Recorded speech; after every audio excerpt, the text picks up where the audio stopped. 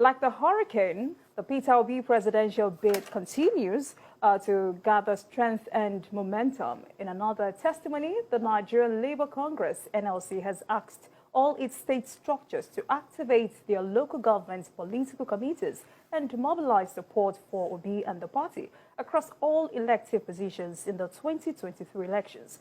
The NLC and the Trade Union in Congress, TUC, had earlier declared support for Obi. The NLC also said it will organize a mega rally in support of its deputy president, Nasir Idris, who is a governorship candidate in Kebbi State. So, as it looks, it is we against them for the NLC. Olaji, let me start with you. Yeah, it's a welcome development. In fact, 2023 is going to be quite interesting. Very interesting. Yeah, it's very interesting. And why do I say this? There's a whole of awareness that is going on now. We are just getting this idea that, look, you have to go and take your PVC. You have to go and do this, you have to go and do that.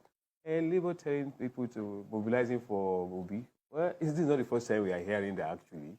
It's always been like that. When the election is like that, when we have a candidate, the Labour movement will say, okay, they have to support their candidate. The issue is where have ever taken them. Yeah. You know, would this one be different from what we've ever experienced in the past?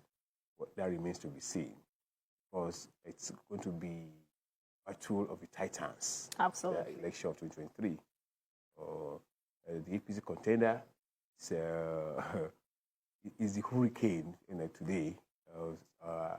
Ashwaji Bola Ahmed Tinubu.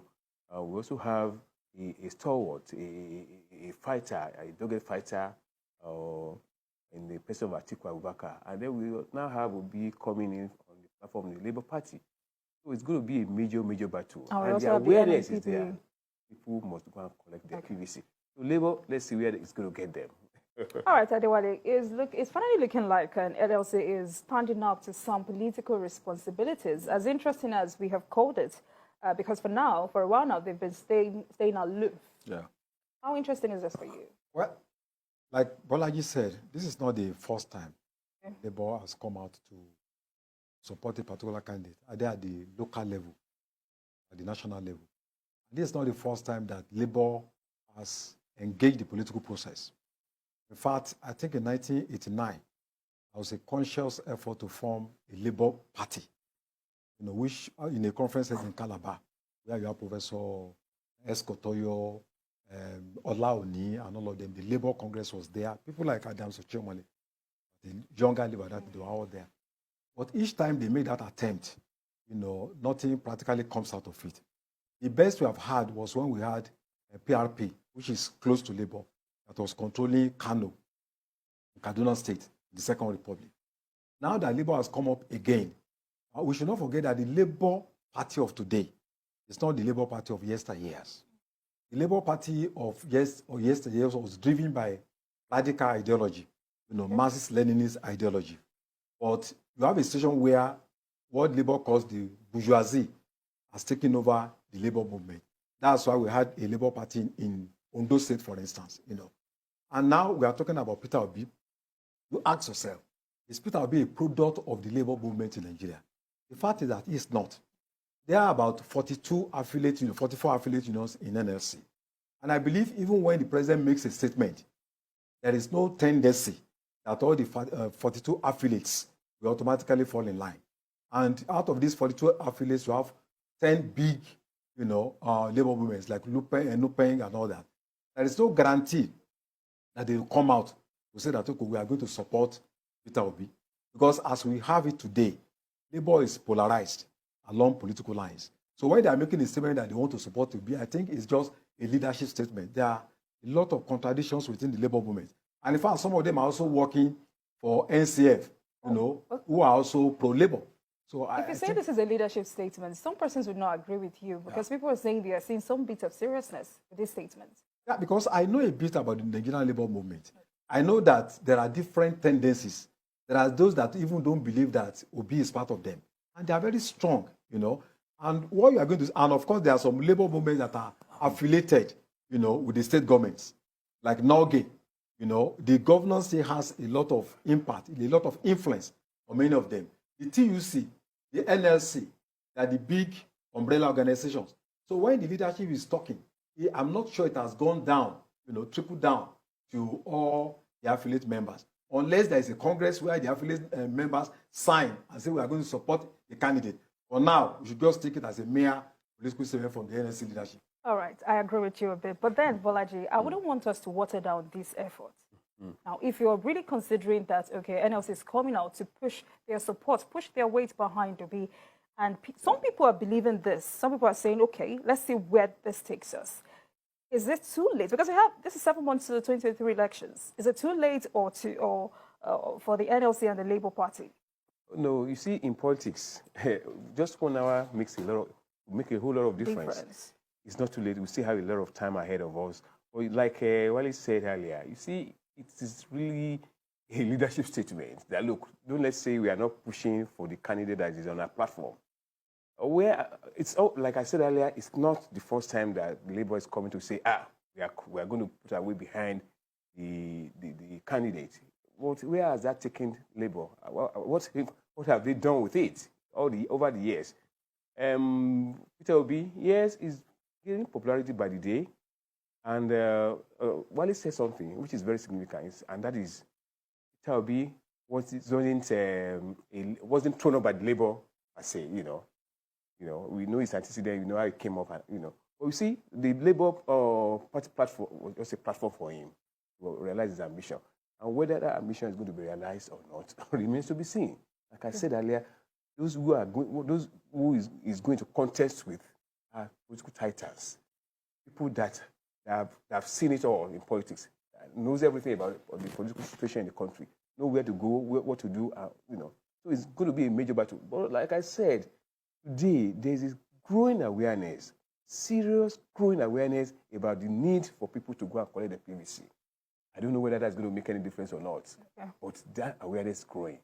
It's still not enough because in your state, for example, when I was speaking with the resident commissioner at the time, he said you have about 700,000 uncollected PVC, and that's the same thing all over. In Lagos, we have over 1 million. Exactly, all over. I think across the nation is about 80-something million.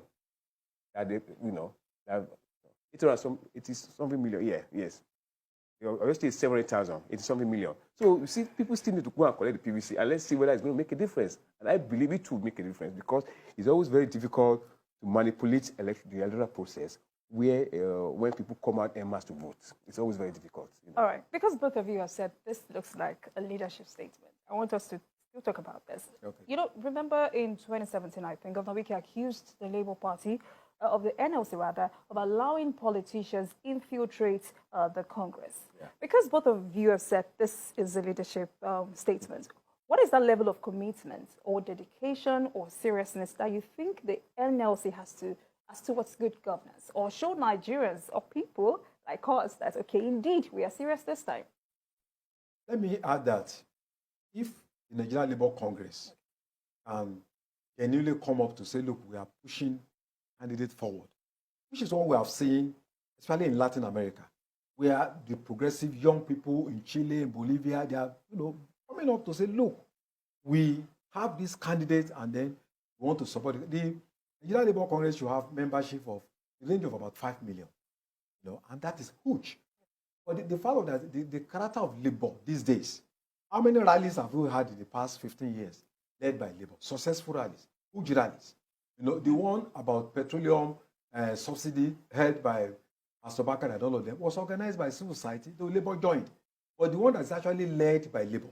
So in terms of public trust, what are they doing about fuel crisis, about inflation for the past 15, 20 years?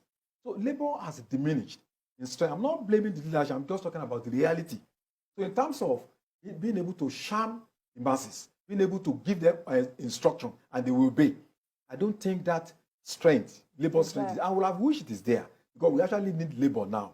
Now, when we are talking about social movements, Labour should be one of the greatest organizations that should be able to liberate, lead the struggle for liberation. But the kind of leadership we have today, they don't command the kind of respect that, to the extent that they can say, okay, come up and vote for a particular candidate, and then people will, listen to them. That's the unfortunate thing.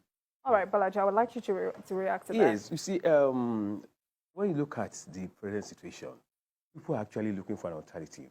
Look at the two major political parties we have, APC, PDP. People are looking for the third alternative. And And labor, like it has been said by Wally there, should be playing that role. Unfortunately, labor that we have today is not the labor we had in those years. I could remember during the 1993 election, when that election was annulled by the military government, the role the labor played. Yeah. The country was brought to a standstill. I know what Pengasan did, what Nupeng did through Franco Kori. I think we were both in the Guardian those days. All right, Balaji, please, can you hold your thoughts there? We have Sonny from Jos. Welcome to the program, Sonny. Please go ahead with your contribution. Okay, good afternoon. Good afternoon. Yeah. You guys are doing a wonderful job. You see, what I want to say is this. Whether labor is diminished or not, the youth, I just came back from Benue State. If you see what is happening there, you will be shocked. When people were saying labor doesn't have a structure and all of that, the places where I didn't even believe that anybody will be hearing of labor, things were going on there. You could see youth coming together, mobilizing themselves, contributing money. Here in Jos, in Plateau State, where I have, same thing is happening. In Kaduna, same thing. So whether labor or no labor, I want to tell you people that Nigerian youth are woken up. You could see people coming from different angles for PV. All right, thank you very much, Sonny. Thank you. Please go ahead. Yes, you see, I like the way this man spoke. And that's why I said earlier, there's a growing awareness that people need to really take their feet to their hand by going around to collect the PVCs so that they can participate actively in this coming election. Okay. But you see, there's something people kept missing, and that is, they will keep on missing it. And that's especially people who have not really participated in the political affairs, or they have not really been in government, or seen the way politics is really, or election is really conducted in this country. I've been there, I've been in government in Oyo State, and I know how elections, people, the way they go about this election. You see, elections are not won by mere saying, okay, I want to be part of. No, you see, there are certain institutions that are very, very important that contribute majorly to either the success or failure of any political party in contesting any election. Look at the instance of some of the state governments. You discover that when they hold local government elections, you discover that most of it is either their party members that will win all the seats in those local governments. You see, it's because they have the institution, the state institution, electoral institution, and they have the other institution, which is the security forces behind them. When you now look at that at the larger level, it's the same thing. Once a political party has those institutions behind it, it's always very difficult for that political party to be defeated in an election. Except there's a massive movement on the part of people that, look, we are going to have a change. And they know that even if you try anything, it's going to lead to a lot of problems. That's when you see that the elections are won by the fact that people went to vote and they went to express themselves. But in most cases, it's not always like that in Nigeria. I'm so sorry, that's the way it is. You know. All right, thank you.